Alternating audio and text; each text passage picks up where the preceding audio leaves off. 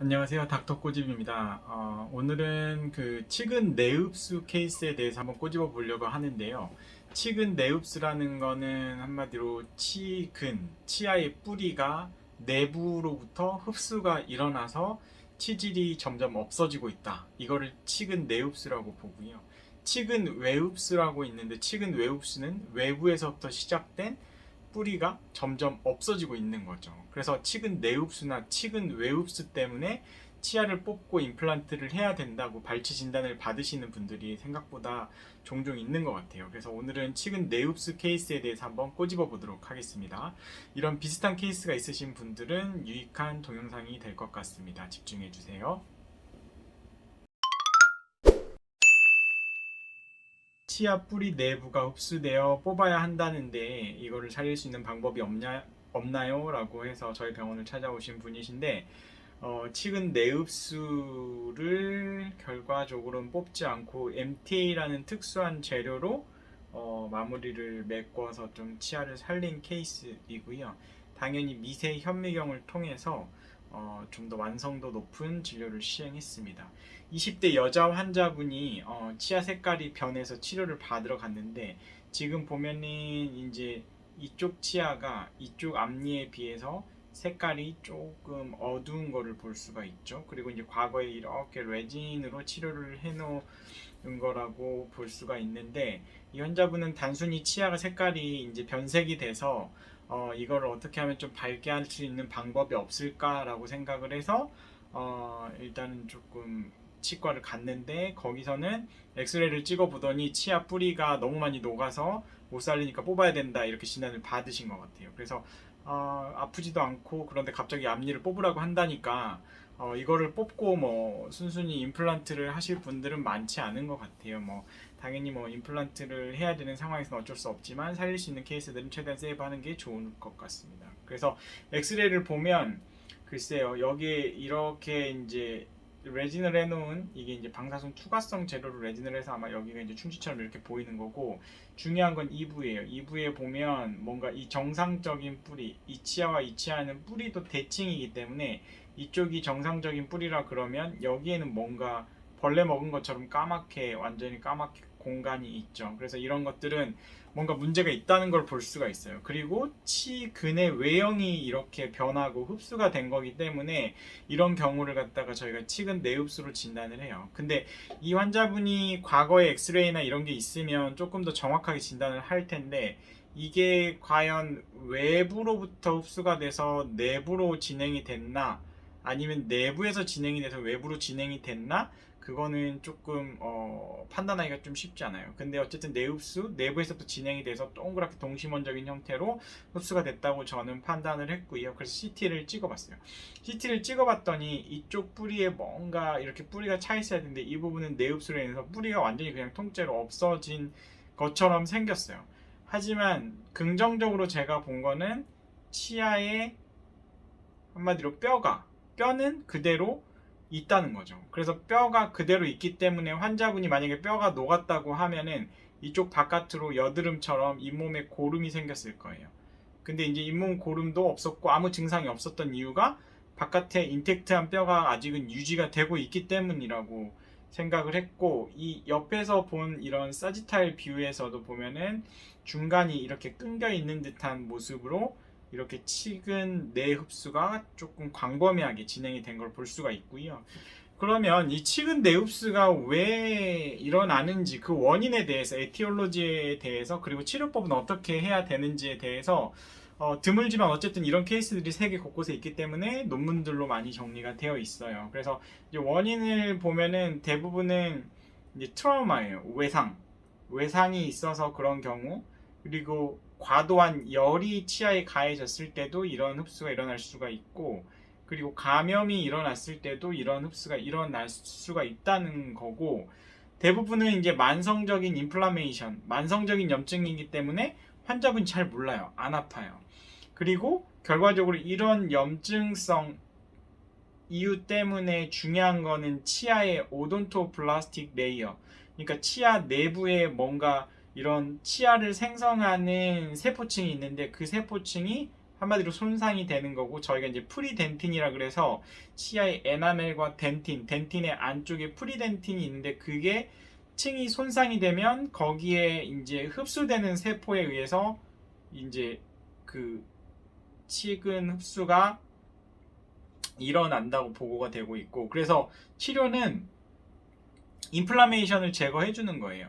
그냥 감염된 치수를 갖다가 제거하는 거고, 한마디로 신경치료 하라는 거죠. 그래서 신경치료 하라는 거고, 그래서 뭘 해주는 거냐면, 왜 신경치료를 하는 거냐면, 리저빙 티슈로 향하는 블러드 서플라이를 갖다가 혈액 공급을 스탑을 시키는 거죠. 혈액 공급을.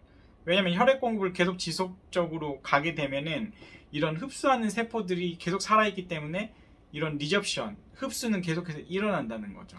그래서 한마디로 신경치료를 빨리 해주는 게 좋은 거예요. 그래서 환자분은 신경치료를 하는데, 문제는 여기가 뻥 뚫려 있기 때문에 신경치료를 이 뿌리 끝에까지 하느냐, 이 중간까지 하느냐는 이제 굉장히 중요한 문제예요. 근데 만약에 근관 이 뿌리 끝이 감염이 됐다고 하면은 여기에 염증성 소견이 보여야 되는데, 그런 건 보이지 않고 오히려 이쪽 신경과는 뭔가 미네랄리제이션, 석회화가 진행된 걸로 봐서는 이 뿌리 쪽에 있는 신경은 살아있다고, 염증성이 없다고 저는 판단을 해서 여기까지만, 이 위쪽 흡수되고 있는 위쪽까지만 신경치료를 하기로 결정을 했어요. 신경치료를 하고, 여기를 그냥 여기가 뻥 뚫려 있는데 그냥 일반 신경치료 재료로 마무리를 하면 실패하게 되어 있어요. 그래서 예전에는 이런 것들 무조건 뽑아야 됐었는데, MTA라는 특수한 재료가 이제 제공이 됐어요. MTA는 다른 게 아니고 굉장히 생체 적합도가 우수하고, 그리고 한마디로 이게 건조되지 않은 근관, 건조되지 않은 환경에도 완벽하게 이게 실링 어빌리티가 좋은 거예요. 실링이 된다는 거는 한마디로 세균이 다시 여기로 유입이 되지 못하게끔, 여기가 건조하지 못하더라도 약간 불완전하더라도 여기를 MTA로 막아놓게 되면 여기가 충분히 세균이 다시 유입이 되지 않게, 이쪽 아래에서도 위에서도 유입이 되지 않게끔 뭔가 그렇게 역할을 할 수 있는 재료이기 때문에 MTA를 적절히 잘 사용하면은 굉장히 유용합니다. 그래서 이 MTA를 현미경을 보고 다져 넣은 거죠. MTA도 그냥 여기서 그냥 뭐 적용시키고 마는 게 아니고, 여기에 꾹꾹꾹꾹 해서 수분을 최대한 제거해서 여기를 다져 넣는 거고, 중요한 거는 이제 이 환자분이 이쪽 치아가 노랗다고 했어요. 그래서 노랗다 그래서 어쨌든 이 환자분 증상이 없었으니까 그냥 신경치료를 마무리했고, 이 위쪽은 이제 실알치 미백을 진행을 해줬어요. 실알치 미백을 진행을 해서 여기가 이쪽 치아에 비해서 색깔이 좀 밝게 만들어지는 거죠. 그러니까 이거를 크라운을 한 게 아니죠. 크라운을 하지 않고 실알치 미백으로 색깔, 환자분의 고민을 갖다가 해결을 해준 거죠.